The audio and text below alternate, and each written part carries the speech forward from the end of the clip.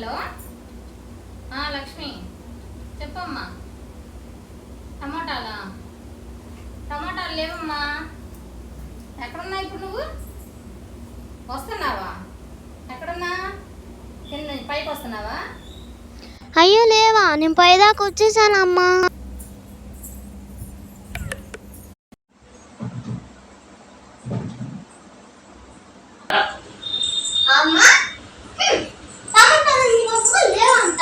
అది కాదురా, పొద్దున కావాలి కదా కూరలోకి, అందుకని పక్కన పెట్టా అంతే. ఇంకేం లేదు, ఏమనుకోమాకమ్మా. చికెన్ అమ్మా. అంటే మాకు వద్దా? నీకు పెడతాలే, మీకు కొనుక్కోవచ్చుగా. రేపు